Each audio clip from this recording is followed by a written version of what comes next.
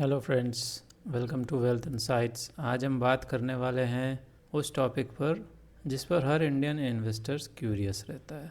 Gold तो हर Indian के emotion से जुड़ा हुआ है। शादी हो, फेस्टिवल हो या सेविंग्स हो, हम गोल्ड लेना पसंद करते हैं।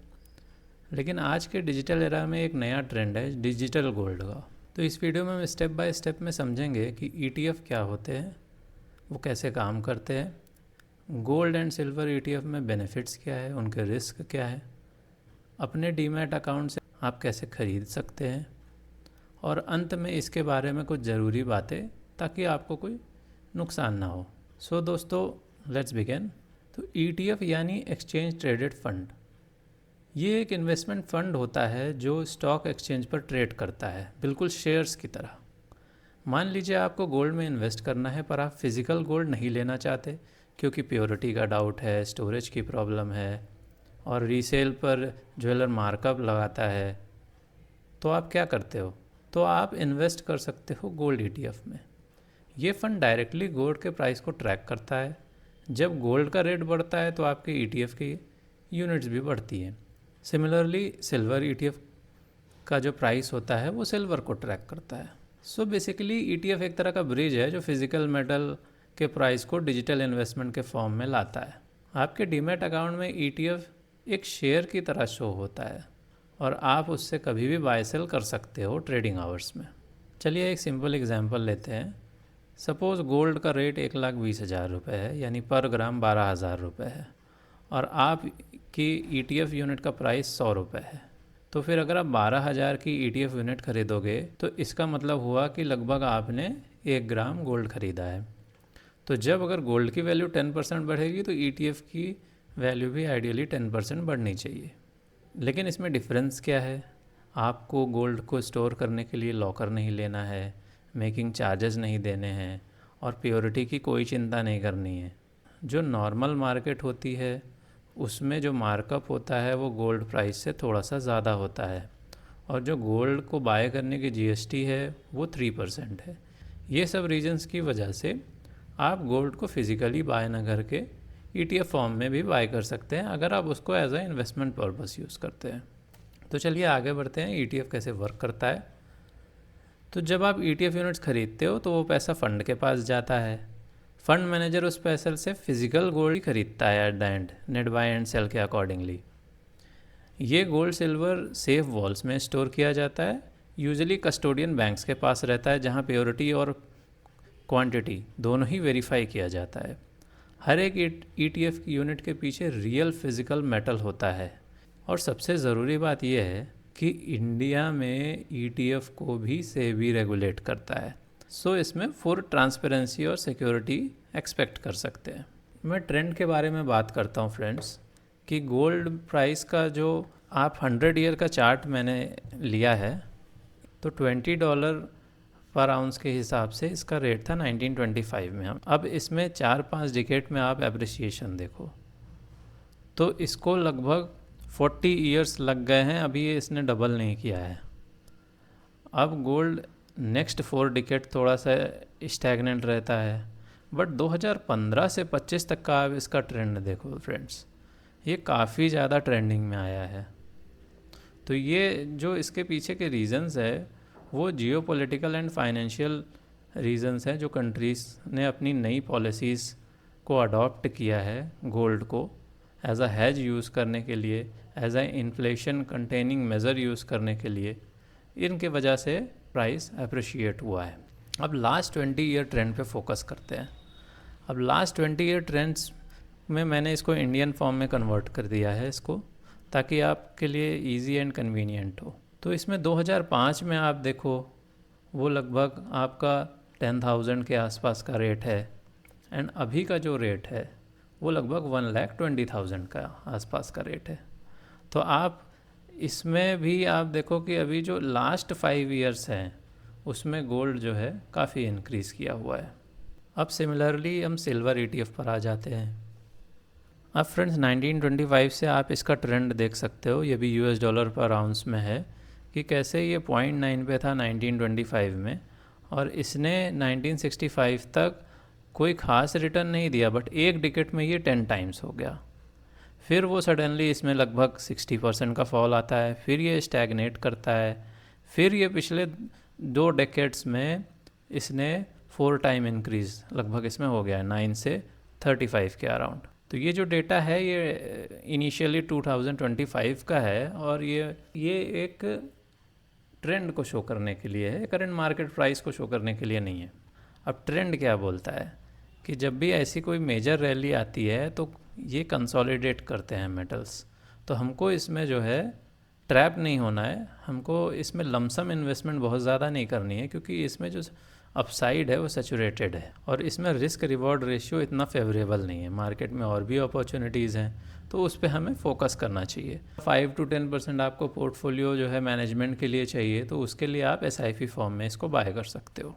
अब हम देखते हैं कि ETF जब आप बाय कर रहे हो तो उसमें आपको किन चीज़ों का ध्यान रखना है, क्योंकि कई बार जो ETF की मार्केट होती है वो normal gold and silver market से उसमें वेरिएंस मिलता है। वो आप कैसे चेक कर सकते हो वो मैं आपको बताऊंगा। इसके लिए हम ट्रेडिंग व्यू पे आ जाते हैं। अब इसमें आप देखो, मैंने गोल्ड एंड सिल्वर 20 जो निपॉन इंडिया के हैं इनको रेफरेंस के लिए लिया हुआ है। तो इसमें हम गोल्ड पे क्लिक करते हैं और इनका फुल चार्ट ओपन करते हैं। इसमें हम डे टाइम फ्रेम सेलेक्ट कर लेते हैं और इसमें प्लस पे क्लिक करते हैं ताकि हम कंपेयर कर सकें जो कमोडिटी के गोल्ड है। तो कमोडिटी का गोल्ड मैंने यहाँ पे मार्क किया हुआ है, वो जाओ INR करके आएगा, गोल्ड पर इंडियन रुपी। इसको सेम परसेंटेज स्केल सेलेक्ट कर लेते हैं। अब ड्राइंग्स में पहले हाइड कर देता हूँ। तो अब आपको इसमें क्या करना है, इसमें 1 ईयर पे क्लिक करना है। अब 1 ईयर ट्रेंड्स आप फ्रेंड्स देखो, ये है जो ब्लू वाला है वो कमोडिटी मार्केट शो कर रहा है, और जो ये red and green candle stick pattern दिख रहा है ये हमारा गोल्ड बीज है। तो अब इसमें जो पिछले साल एप्रिसिएशन आया है इसमें 54% का दिख रहा है और इसमें 48 का दिख रहा है, बट टॉप पे भी यहाँ पे फॉल है। तो ये चीज़ ट्रैक करने के लिए आप क्या कर सकते हो, हमको एक लाइन ड्रॉ करनी है यहाँ पे, हॉरिजॉन्टल लाइन, और हम टॉप को मार्क कर देंगे। एंड अभी प्रेजेंट इसका प्राइस क्या चल रहा है उसको भी मार्क कर देते हैं। इसके कलर को हम कर देते हैं कोई दूसरा सैन कलर यूज़ कर लेते हैं। अब इसमें 53.95 दिख रहा है, बट करंट में जो प्राइस है वो 54.18 है। तो हम 54.18 में इसको ले आते हैं, 54.18 के आसपास आ गया। अब हम क्या करेंगे, इस गोल्ड को जो हमने कंपेयर किया था उसको हम डिलीट कर देंगे। तो अब फ्रेंड्स हमको दिखता है कि हमारे चार्ट के हिसाब से जो कमोडिटी मार्केट में सेम स्केल में ये जो है 112 के आसपास का हाई था, उसमें थोड़ा सा नीचे ही मिल रहा था, तो प्रीमियम इसकी उस हिसाब से एडजस्टेड थी। एंड अभी जो करंट प्राइस है उसके हिसाब से भी लगभग सेम लेवल में एडजस्टेड है। अभी मैं आपको सिल्वर में दिखाऊंगा कि क्या डिफरेंस आया था। तो अभी जो है वो सेम लेवल का डिफरेंस है, इसका मतलब ये सही है जो आप बाय करोगे ETF, तो आप इस लेवल पे ETF को बाय कर सकते हो। मैं सिल्वर पे आ जाता हूँ। अब इसमें कंपेयर पे क्लिक करते हैं और इसमें ZAG INR को यूज़ करते हैं। ये सिल्वर पर इंडियन रुपी का चार्ट है और इसमें हम 1 ईयर का टाइम फ्रेम को सिलेक्ट करते हैं। अब ड्राइंग सेलेक्ट करते हैं और ड्राइंग में हम इनके टॉप को मार्क कर लेते हैं और अभी करंट प्राइस को मार्क कर लेते हैं। ये लगभग सेम लेवल पे चल रहा था 1 ईयर ग्राफ में, बट यहाँ पर एक सडन डिमांड आ जाती है ETF मार्केट में और ये काफ़ी ज़्यादा इंक्रीज़ हो जाता है इसका प्राइस। ये हमें पहले ये इससे डाउन में चलता था, बट अभी क्या है कि इसमें बहुत ज़्यादा प्रीमियम जनरेट हो जाता है। तो जो एक्चुअल प्राइस थी उससे कहीं 10% ऊपर ये ट्रेड करने लगता है। तो अब इस लेवल पे अगर कोई बाय करता है यहाँ पे, तो उसको एक सडन 10% का या 12% का लॉस हो सकता है, जो कि बहुत लोगों को हुआ भी होगा। तो ये चीज़ें जो है ध्यान रखनी है जब भी सिल्वर एंड गोल्ड। आज की मार्केट से प्राइस लगभग जो इसका है वो 148 के आसपास आ रहा है। तो थोड़ा बहुत जो वेरिएंस है तो ठीक रहता है, बट अगर बहुत ज़्यादा कोई वेरिएंस है तो उसमें आपको चेक करने की ज़रूरत है। अब एक गोल्ड एंड सिल्वर ETF खरीदें कैसे, उसके लिए हम ग्रो में आ जाते हैं। आपको सिंपली क्या करना है, यहाँ पे निपॉन इंडिया गोल्ड 20 पे क्लिक कर देना है। यहाँ पे सपोज़ मैं क्वांटिटी 20 डाल देता हूँ, हमको सपोज़ 20 चाहिए। तो अभी 100 रुपये के आसपास का प्राइस अगर चल रहा होता तो सपोज़ हमें 99 पे बाय करना है, तो हम यहाँ 99 करते और यहाँ पे बाय क्लिक कर देते और ये लिमिट ऑर्डर बाय रिक्वेस्ट हो जाएगा। जब भी 99 पे प्राइस आएगा आज के दिन में तो आपको ये मिल जाएगा 20 क्वांटिटीज़। अब बात करते हैं गोल्ड एंड सिल्वर बेनिफिट्स की। तो यहाँ पर लिस्ट लंबी है फ्रेंड्स, क्योंकि स्टोरेज का अगर फ्रीज़र की बात करो तो फिज़िकल गोल्ड रिस्की है, प्योरिटी की बात करो तो उसमें अलग अलग प्योरिटी होगी, उसमें डाउटफुल केस है, बट गोल्ड ETF में ऐसा प्योरिटी का कुछ कंसर्न नहीं है। तो दोस्तों अगर आप गोल्ड को इन्वेस्टमेंट के लिए देख रहे हो तो ETF एक फार बेटर ऑप्शन है ज्वेलरी और कॉइन्स में। इसमें कुछ और बेनिफिट्स भी है कि जैसे ये कन्वीनियंट है, आपको स्टोरेज लॉकर या प्योरिटी की चिंता नहीं है, लिक्विडिटी है कि एक्सचेंज पर कभी भी बाय सेल पॉसिबल कर सकते हो मार्केट आवर्स में, ट्रांसपेरेंसी है, मार्केट प्राइस जो है डायरेक्टली रिफ्लेक्ट होता है इसमें अलग अलग जगह आपको कंपेयर करने की ज़रूरत नहीं है अलग अलग ज्वेलर्स से। कॉस्ट एफिशिएंट है क्योंकि मेकिंग चार्जेस ज़ीरो है, सिर्फ स्मॉल सा एक्सपेंस रेशियो है और कुछ नॉमिनल चार्जेस हैं बाय एंड सेल करने के। तो अब एक प्रैक्टिकल चीज़ समझते हैं चार्जेस के बारे में। ETF में आपको पता है 2 तरह के कॉस्ट आते हैं, एक ब्रोकरेज चार्जेस जब आप बाय सेल करते हो और एक एक्सपेंस रेशियो जो फंड मैनेजर के लिए एनुअल फ़ी होती है लेते हैं। तो हम ब्रोकरेज कैलकुलेटर पे आ जाते हैं और यहाँ पे सपोज़ हमें 20 क्वांटिटी बाय करनी है, हमारा बाय प्राइस है 99, सेल हम करेंगे नहीं आज, तो फिर हमारा 1980 रुपीज़ हमें चाहिए होगा, प्लस इसके अलावा 8 रुपये के और चार्जेस लगेंगे जिसमें 5 रुपये ग्रो का चार्जेस है और 3-3.5 रुपये अदर चार्जेस है, जैसे सिक्योरिटी ट्रांजैक्शन टैक्स है जो 0.1% लगता है, एक्सचेंज चार्जेस है और जो CDSL NSDL के लगते हैं, सेबी की कुछ नॉमिनल सी फ़ीस अगर जो जब आप बढ़ाओगे तो ये अमाउंट आ जाएगा, देन GST है। तो ये सब मिला जुला के आप देख रहे हैं दोस्तों कि 2000 रुपीज़ पे नॉमिनल सा चार्ज है। अब मैं 1200 क्वांटिटी ले लेता हूँ तो हमारा जो टर्नओवर है यानी 1,20,000 के आसपास आ रहा है। यानी आप देखो कि 10 ग्राम जो है बाय करने के लिए आपको चार्जेस 165 रुपीज़ देने पड़ेंगे। और जब मान लो अगर आप इसको सेल करोगे, सपोज़ आप 105 रुपये पे इसको सेल भी कर लेते हो, तो फिर जो आपके चार्जेस हैं वो 320 रुपये कटेंगे, यानी 1,00,000 रुपये पे लगभग 320 रुपये का चार्जेस डिडक्ट होगा। अब ज्वेलरी मेकिंग चार्ज तो छोड़ दीजिए, GST के साथ भी सिर्फ कंपेयर करो तो 3% के आसपास, और अगर आपने ज्वेलरी ली है तब तो 10 से 12% आपको जो है मेकिंग चार्जेस भी देने पड़ेंगे। अब बात करते हैं रिस्क की, इसमें रिस्क क्या है।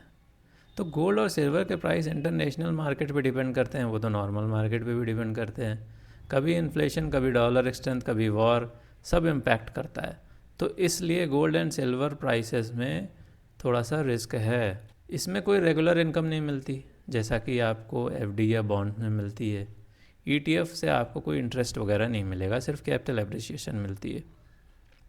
ट्रैकिंग एरर, जैसा कि मैंने बताया कि ट्रैकिंग एरर इसमें कभी कभी हो जाता है, जैसा कि अभी पिछले कुछ हफ्ते पहले सिल्वर में हुआ था।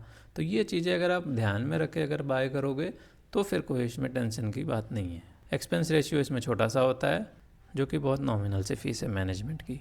तो ध्यान रखिए, रिस्क इसमें ज़ीरो नहीं है, बट मैनेजेबल रिस्क है अगर आप डिसिप्लिन्ड हो तो। कि ETF जो है स्मार्ट वे है गोल्ड एंड सिल्वर बाय करने के लिए, सेफ़ एंड ट्रांसपेरेंट है क्योंकि इसमें सेवी भी इन्वॉल्व है, डाइवर्सिफिकेशन के लिए अच्छा है, बट इसमें आपको ओवर एक्सपोजर नहीं करना है। इसमें 5 से 10% जैसा कि मैंने बोला कि एलोकेशन आइडियल होता है। सो अगर आपका गोल है वेल्थ प्रिजर्वेशन और स्टेबिलिटी का, देन गोल्ड आपके पोर्टफोलियो में होना चाहिए। इन्वेस्ट करने से पहले अपने एडवाइज़र से ज़रूर कंसल्ट करें। आपने फंडामेंटल ऑफ स्टॉक मार्केट का वीडियो नहीं देखा तो लिंक डिस्क्रिप्शन में है। मैंने वीडियो में कुछ मिस्टेक्स कर दी हो तो कमेंट बॉक्स में ज़रूर बताइए। नेक्स्ट वीडियो आपको स्टॉक मार्केट के किस टॉपिक पर चाहिए मुझे बताओ, and I will try to create it. अगर आपको ये वीडियो पसंद आया हो तो लाइक करें, शेयर करें और वेल्थ इनसाइट को सब्सक्राइब करना मत भूलिए।